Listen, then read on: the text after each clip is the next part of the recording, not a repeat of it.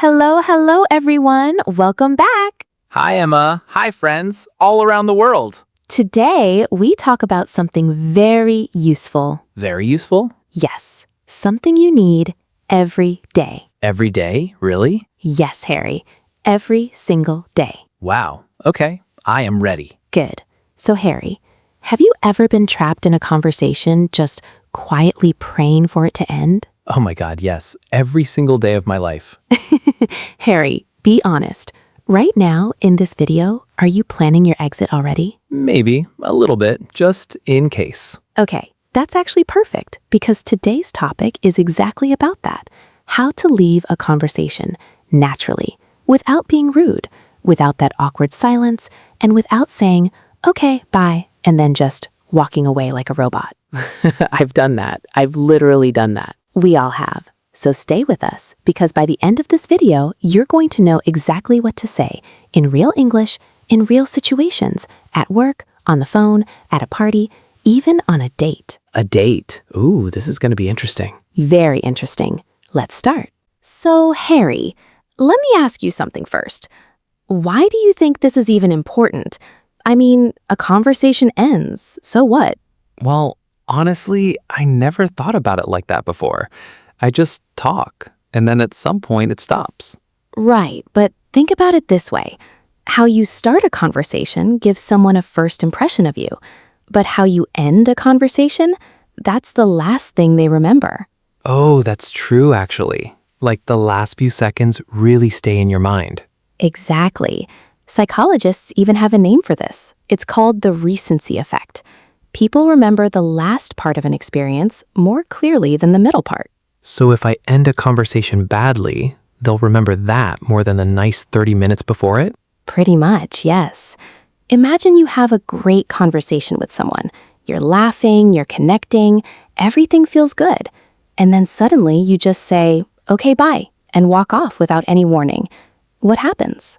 The other person is confused, maybe even a little hurt. Exactly. They might think, did I say something wrong? Did I bore them? Even if that's not true at all. Wow. So ending badly can actually undo the good conversation you just had. It can, yes. But here's the good news. A smooth ending does the opposite. It makes people feel respected, valued, and it leaves a warm feeling behind. It's like the difference between a movie with a great ending and a movie that just stops in the middle. Oh, I hate that. When a movie just stops and you're like, wait, that's it? Exactly that feeling. That's what a bad conversation ending feels like to people. Okay, you've convinced me. This is actually important. So how do we do it right? That's exactly what we're going to learn. But first, let's talk about why so many people, including both of us, honestly, find this so difficult. Yeah, tell me, why is it so hard? For me, it's like my brain just freezes. It freezes. That's a great way to describe it. There are actually a few real reasons for this. The first one is fear. Fear of what? Fear of being rude. A lot of people think if I say I need to go, the other person will think I don't like them. So they just stay, even when they really want to leave. Oh, that's so me. I've stayed in conversations for like 20 extra minutes just because I was scared to say I have to go. 20 minutes? See, that's the problem. We think staying is polite, but actually, staying too long and then leaving suddenly is often worse. Okay, what's the second reason? The second reason is that people don't know the right words. In their own language, they know exactly what to say. But in English, they freeze because they're translating in their head and nothing sounds natural. Yes, that's exactly it. In my language, I have like 10 different ways to say I need to go. In English, I only know bye. Just bye. Well, don't worry because today we're going to give you many more options than just bye. Please, save me. And the third reason is culture. In some cultures, people leave conversations quickly and directly. In other cultures, leaving too fast is considered impolite, and you need small steps before you actually say goodbye. Oh, that makes sense. So English speakers might expect a certain rhythm to end a conversation? Exactly, a rhythm. And that's the key word for today.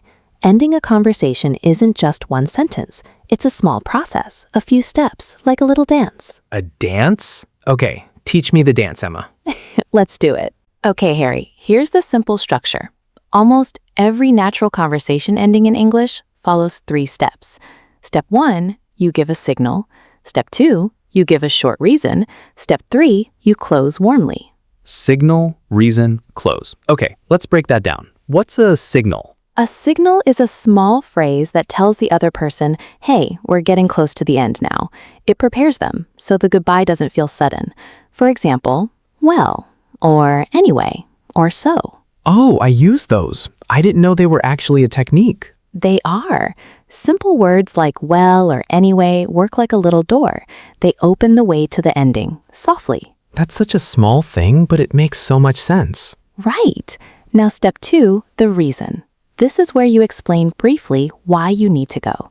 It doesn't have to be a big explanation, just something simple and true, like, I have a meeting soon, or I need to get back to work. Does the reason have to be 100% true? Good question.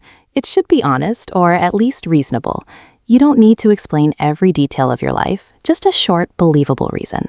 Okay, and step 3? Step 3 is the warm close. This is the part where you leave a good final feeling. You can say something kind or something that continues the relationship, like, it was so nice talking to you, or let's catch up again soon. Let's catch up again soon. I love that one. It sounds friendly, not cold. Exactly. So let's put it all together with a full example. Imagine you're at a coffee shop with a coworker. You could say, well, it's been great chatting, but I should head back to my desk. Let's talk more at lunch tomorrow. Signal, well, reason, I should head back to my desk. Close, let's talk more at lunch tomorrow. You got it perfectly. Okay, I actually feel more confident already. But Emma, I know real life is messier than this. What if the other person keeps talking anyway? Oh, that happens all the time. And don't worry, we're going to cover exactly that. But first, let's give people a huge list of natural phrases they can use in these 3 steps so they never freeze again. Yes, please, give us the phrases. Okay, let's start with signal phrases. The small words that show a conversation is moving toward the end. Give us a few. Well, anyway, so listen, before I forget. Okay, so these all work as soft doors to the ending. I like before I forget because it also sounds like you're adding something important, not just leaving. Exactly, that's smart. It softens the transition even more. Now, reason phrases. Let's give real examples people can actually use. Okay, go. I have to run to a meeting. I need to pick up my kids. I've got a call in a few minutes. I should get back to work. I have an early start tomorrow. My food is getting cold. My food is getting cold is honestly a great one. Very relatable. Very human, right? Now the 3rd step, warm closing phrases. These are my favorite because they make you feel good. Mine too. Try these. It was so nice talking to you. Let's catch up again soon. I really enjoyed this conversation. Let's continue this another time. Take care, talk soon. Have a great rest of your day. Have a great rest of your day. I hear that one a lot in the US. Yes, it's very common there, and it sounds warm without being too personal. Okay, so now I have real tools. Signal, reason, close. This already feels much easier than before. And that's the goal, Harry. Not to memorize one single sentence, but to understand the structure so you can build your own sentence in any situation. Okay, but I know people watching this are thinking, great, but what if it's a phone call? What if it's my boss? What if it's a person who never stops talking? We need real examples. You're totally right. So from here, we're going to walk through real-life scenarios one by one and show exactly how this works. Ready? Let's do it. I'm excited for this part. Before we jump in, quick thing. If you're enjoying this so far, hit like and subscribe. It really helps our channel grow, and it means more free English lessons for you. Okay, now let's go into our first real scenario. Okay, imagine this. You're walking and you meet a friend on the street. You stop and talk for a few minutes. It's nice, but you're actually on your way somewhere. How do you leave? Okay, let me try this one. Hey, it was so nice seeing you. I have to run, but let's grab coffee soon, okay? That was perfect. You used a warm opener, a reason, and a warm close, all in one natural sentence. I'm getting good at this already. You really are. Now let's slow it down and repeat it clearly, because this is a very useful sentence. It was so nice seeing you. I have to run, but let's grab coffee soon. It was so nice seeing you. I have to run, but let's grab coffee soon. I love how I have to run sounds so natural, not stiff at all. It's very common in casual, friendly English. I have to run simply means I need to leave quickly. Another version could be, I don't want to keep you, but it was great catching up. Oh, that's clever, because you're actually saying it's for their benefit, not just yours. Exactly. And that's a small trick that makes people feel considered, not rejected. Let's do a tiny role play so it feels real. Okay, I'll be the friend who's walking. Great. Go. Emma, oh my gosh, I haven't seen you in ages. How have you been? Harry, I know. It's been so long. I've been good, just really busy with work. How about you? Same here, super busy. Hey, are you free this weekend? We should hang out. Definitely. Let's plan something. Hey, listen, I don't want to keep you. I have a doctor's appointment in 10 minutes, but let's text later and set a time. Sounds perfect. Talk soon. Talk soon. See how natural that felt? Yes, and nobody felt rejected or confused. It just felt like real life. Exactly. Okay, that's scenario 1. Ready for scenario 2? Ready. What's next? This one's a bit trickier because work conversations need to sound professional, but still polite and human. Yeah, work is different. You can't just say, my food is getting cold. Right, not with your boss at least. So imagine a coworker comes to your desk and they're talking and you have actual work to finish. Oh, this happens to me constantly. So here's a good structure.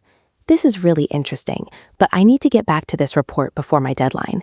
Can we continue this at lunch? I like that. You complimented the conversation first, then gave your reason. Yes, and that's a great habit. Starting with something positive softens the ending. Let's repeat the key phrase slowly. I need to get back to this before my deadline. I need to get back to this before my deadline. That sounds very professional, but not cold. Exactly. Here's another useful one for meetings specifically. I think we've covered the main points. Let's follow up by email if anything else comes up. Oh, that's great for ending meetings that go too long. So true. Meetings that never end are a universal pain. Now, what about your boss specifically? That needs even more care. Yeah, how do you say I need to go to your boss without sounding disrespectful? Great question. Try this. I really appreciate you explaining this, but I want to make sure I don't miss my next meeting. Can we pick this up later? That's smart because you're showing respect for their time too by saying you don't want to be late elsewhere. Exactly. It shifts the reason slightly outward so it doesn't feel like you're avoiding them. Let's do a quick role play. Okay, I'll be the coworker who talks too much. Perfect casting. Emma, so I was thinking about the whole project timeline, and honestly, I think we should redo the entire structure. And also, Harry, that's such a good point, and I really want to hear more. Can we grab 15 minutes tomorrow morning to go through it properly? I have a deadline in 10 minutes. oh, sure, no problem. Tomorrow works. Perfect. Thank you for understanding. See, that felt smooth. No awkwardness at all. Exactly. Because you gave a real plan for later, not just an excuse to leave. People feel respected when you offer a next time. Okay, that's a great tip. Offer a future time, not just an exit. Exactly. Let's move to scenario 3, and this one's a classic, the phone call. Oh, phone calls are hard because you can't use body language. No eye contact, no gestures, nothing. Exactly right. On the phone, your words have to do all the work, so the signal step becomes even more important. What's a good signal for phone calls? A classic one is, well, I should probably let you go.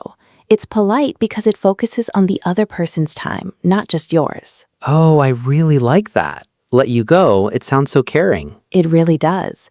Another common one, I don't want to take up too much of your time, but thanks so much for calling. And for more casual calls, with friends or family? You could say, okay, I'll let you get back to your day. Talk soon. Or even simpler, all right, I should get going, but this was great. Let's slow that down.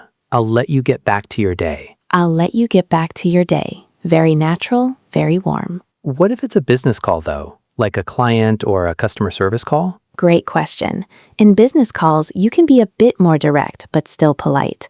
Thank you so much for your time today. I'll follow up with an email summarizing everything we discussed. That's such a professional way to end it, and it also shows you were listening. Exactly, because you're summarizing the purpose of the call as you close it. Let's practice a quick phone call role play. Okay, ring ring. I'll answer. Hi, Harry, it's Emma. I just wanted to check on the details for Friday's event. Hey, Emma. Yeah, so everything is confirmed. The venue, the food, the schedule, we're all set. That's amazing. Thank you so much for handling all of that. Well, I should let you go. I know you're busy, but thanks again. See you Friday. No problem at all. See you Friday, Emma. Bye. Bye. Okay, that felt very real. Short, warm, clear. Exactly, that's the goal. Short doesn't mean rude as long as it's warm. Okay, ready for the next one. What's scenario 4? Ah, this is a fun one because parties have a special rule. You often need to say goodbye to several people, not just one. Oh no, the dreaded saying goodbye to everyone moment. That can take forever. It really can. There's actually a real phenomenon for this. Some people call it the Irish goodbye, when you leave a party without saying goodbye to anyone at all. I've done that. Is that bad? It's a bit controversial, honestly. Some people think it's smart because you avoid the whole long goodbye process. Others think it's a little rude because people don't know you left. So what's the middle way? The middle way is what I call the mini goodbye tour. You say goodbye briefly to the host first, then to close friends, and you don't need to find every single person. Okay, what do you say to the host? Something like, "Thank you so much for having me. I had a wonderful time, but I should head out now." That's warm and appreciative. What about to a group of people you were just chatting with? You could say, "I'm going to head out, but it was so great talking with you all. Have a good rest of the night." I like head out. It sounds casual and friendly, not formal at all. Exactly. It fits the mood of a party perfectly. Let's slow down one more useful phrase. I don't want to be the one who stays till the end. I don't want to be the one who stays till the end. That's funny, and it makes leaving feel light and humorous. Right. Humor is actually a great tool for leaving smoothly. It makes the ending feel fun, not heavy. Let's do a quick example. Imagine we're at a birthday party. Okay, go for it. Emma, thank you so much for coming tonight. It means a lot. Of course, I had such a great time. The food was amazing. Listen, I should probably head out. I have an early morning tomorrow. But thank you again for having me. Thanks for coming. Drive safe. Will do. Good night. That was smooth, grateful, warm, and clear. Exactly the formula. All right, let's move to a slightly trickier one now. What happens when the other person just won't stop talking? Oh, I need this one badly. Okay, Harry, be honest. Do you have someone like this in your life? I have several people like this in my life. We all do. This is such a common situation. Someone keeps talking, jumping from topic to topic, and every time you try to leave, they say, "Oh, wait, one more thing." Yes, one more thing turns into 20 more things. Exactly. So for this situation, you need a slightly firmer but still kind technique. The trick is repetition, but with small changes. You gently repeat that you need to go 2 or 3 times with increasing clarity. Give us an example. First time, soft. "This is so interesting, but I really do need to get going soon." If they keep talking, second time, a bit clearer. "I'm going to have to jump in here. Sorry, but I really need to head out now." And if needed, a third, very clear and kind close. "It was wonderful talking with you. I'll catch you later, okay?" And then you actually start moving, physically or in the call. Oh, I like that the words match the action, like your body helps confirm your words. Exactly, that's key. Words alone sometimes aren't enough with someone who talks a lot. You need to combine your words with a clear physical or vocal signal, standing up, checking your watch, or in a call saying it with a slightly firmer, final tone. What if they still don't stop, even after all that? Then it's okay to be a little more direct, kindly. Something like, "I really have to go now, but let's continue this conversation another time." And then you simply close it, warmly but firmly. Let's act this one out, because I feel like people really need to hear it in action. Yes, let's do it. I'll be the person who talks too much. Oh no. Okay, go. So anyway, then my cousin said the strangest thing at the wedding, and it reminded me of this other story from years ago. Oh, and by the way, did I tell you about my neighbor's dog? Emma, that's hilarious, but I actually need to run soon. Oh, wait, one more thing. So this dog, right? He literally... I'm going to have to jump in here. I really do need to head out now, but I definitely want to hear the rest of that story later. Oh, okay, sure, no problem. It was great talking with you. Talk soon. See? And that didn't feel rude at all, even though I kept talking. Exactly, because I stayed kind but clear and repeated it until it landed. Perfect example.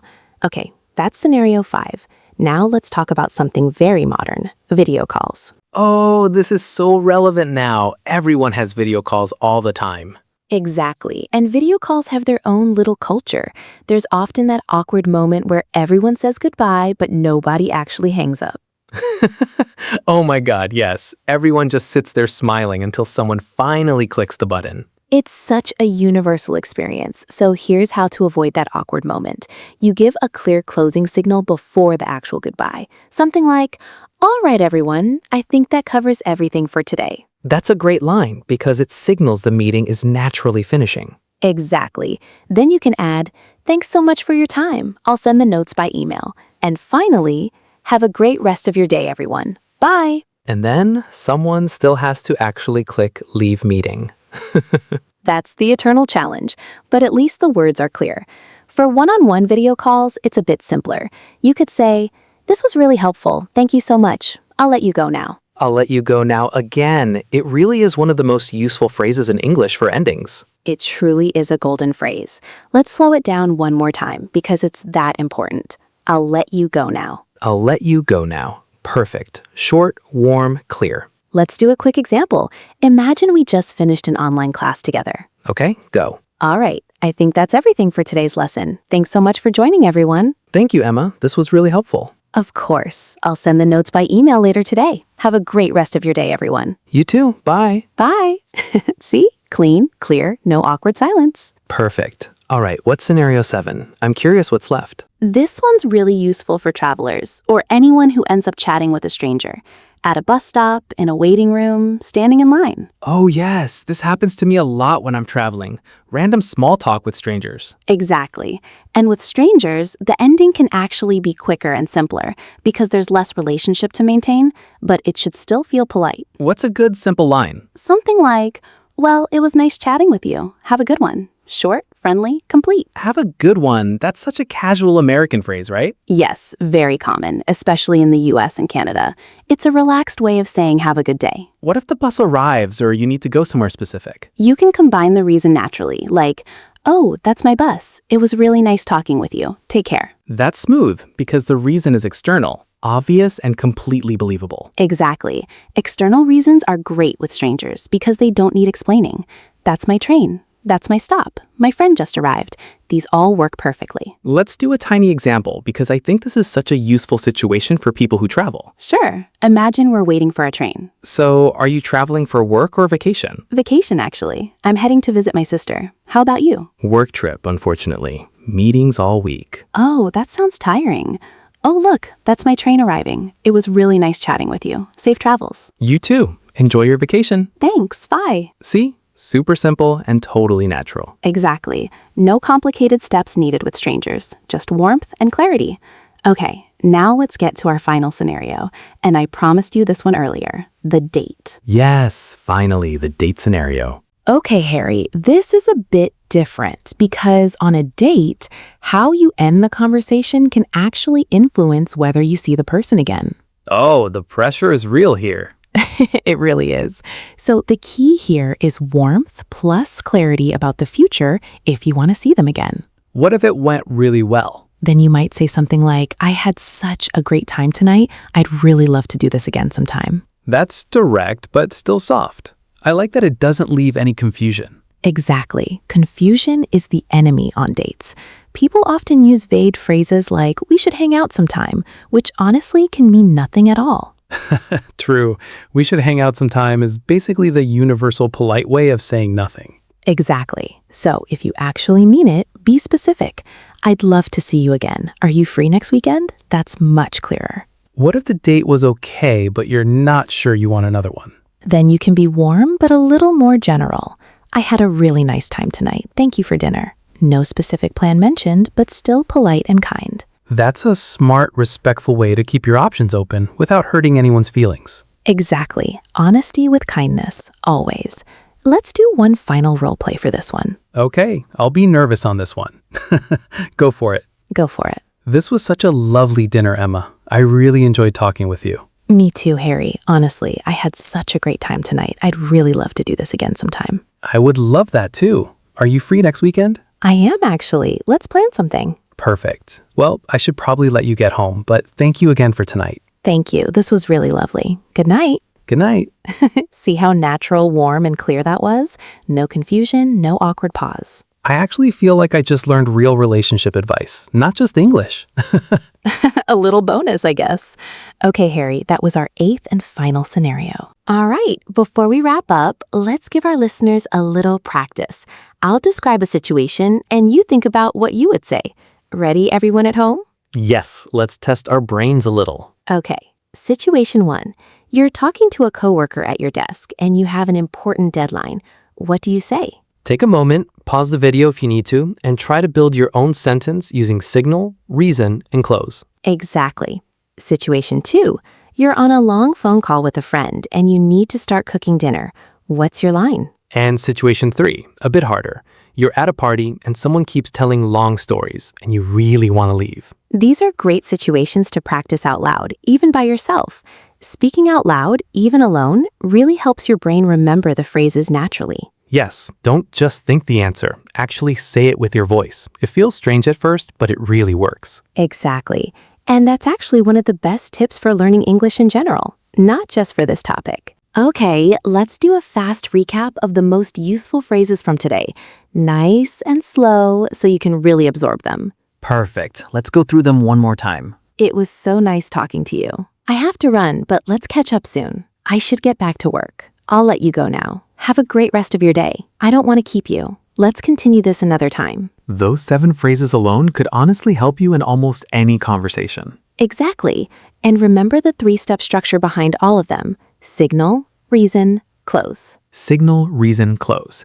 I really like how simple that is to remember. It really is a simple formula, but it works in almost every situation, from your boss to your best friend to a stranger on a train. So, Harry, after today, do you feel more confident about leaving a conversation naturally? Honestly, yes. Before this, I always felt stuck, like I had no good options.